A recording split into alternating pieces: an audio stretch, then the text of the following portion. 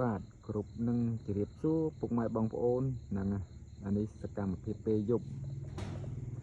ដោយសារតែត្រង់នេះវានៅក្រោមម្លប់ឈើ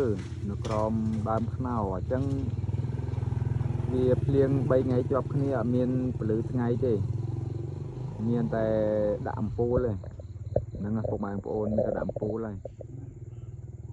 បើយើងអត់ដាក់អំពូលកម្ដៅវាទេគឺកដោបយើងខ្សោយកដោបដែលវាត្រជាក់ពេកគឺវាអត់ស៊ីចំណីហើយគឺធ្វើឲ្យខ្សោយអញ្ចឹងមិនថារដូវភ្លៀងឬក៏រដូវត្រជាក់ទេគឺពុកម៉ែបងប្អូនបើយើងនៅក្រោមម្លប់ឈើឬក៏ក្រោមយ៉ាផ្ទះគឺកដោបខ្សោយប្រឈមមុខនឹងការងាប់អញ្ចឹងពុកម៉ែបងប្អូនអាចจะដាក់អំពូលកម្ដៅឲ្យវាដាក់អំពូលកម្ដៅដូចខ្ញុំនេះគ្រាន់តែប្រើអំពូលបណ្ដោះអាសន្នមិនមែនអំពូលកម្ដៅ100%ទេដោយសារអីគេខ្ញុំឃើញវាត្រជាក់ខ្លាំងពេកអញ្ចឹងមិនចាំអំពូលតែអានេះក៏វាកម្ដៅដែរវាអំពូលនេះវា60អាំពែដែរហ្នឹងហើយដល់ពេលយើងចាំអំពូលហ្នឹងទៅពុកម៉ែបងប្អូនយប់ក៏វាស៊ីដែរ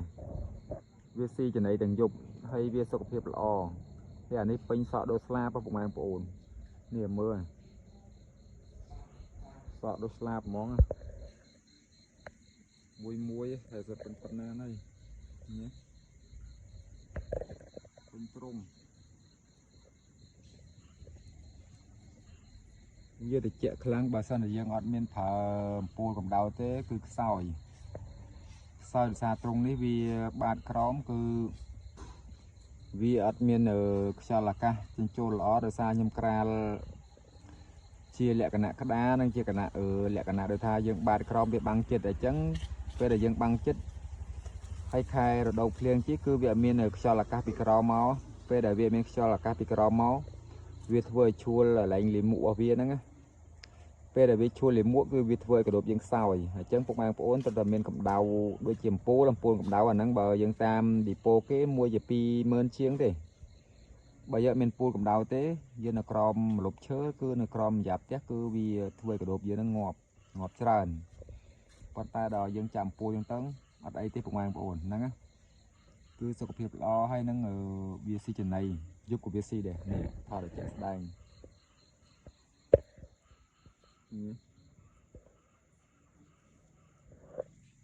បើយកមានពូលកម្ដៅទេគឺវាខ្សោយហើយវាប្រឈមមុខនឹងការងាប់តែមើលផងសក់ច្រើនមែនទែនក្នុងទ្រុងនេះហើយភ្លៀង3ថ្ងៃជាប់គ្នាពុកម៉ែបងប្អូនបើយើងអត់ដាក់អំពូលកម្ដៅទេគឺវាលវាក់បន្តិចហ្នឹងវាលបាក់ដោយថាវាខ្សោយវាអត់ស៊ីចំណីបើទ្រុងលេខស្រឡះអត់បញ្ហាទេបើទ្រុងនៅក្រោមម្លប់ឈើគឺវាប្រឈមអញ្ចឹងនេះសកម្មភាពពេលយប់ហ្នឹងហើយមើលមួយតាម3តបាយពុកម៉ែបងប្អូនអានេះដោយសារស្បែកលេខ1វាមើលអត់សូវច្បាស់ទេដោយសារវាស្បែកលេខ1វាកលាញឹកនោះឃើញមើល3តបាយមួយណែនខ្ប៉ែហ្មងប៉ុន្តែបន្ទាប់ពីយើងចាំអំពូលកម្ដៅមកគឺវាសុខភាពល្អវារស់រវើកបើថាយើងឲ្យចាំអំពូលទេញូនហ្មងដល់ពេលយើងចាំអំពូលកម្ដៅយីហើយគឺវាថាវាបាន80%វាបាន100%ដូចកម្ដៅថ្ងៃទេណាប៉ុន្តែវាល្អជាងយើងអត់ចាប់ហើយពេញសក់ដូចស្លាបពុកម៉ែបងប្អូនមកនេះឡើងមកសក់ពេញមុងអស់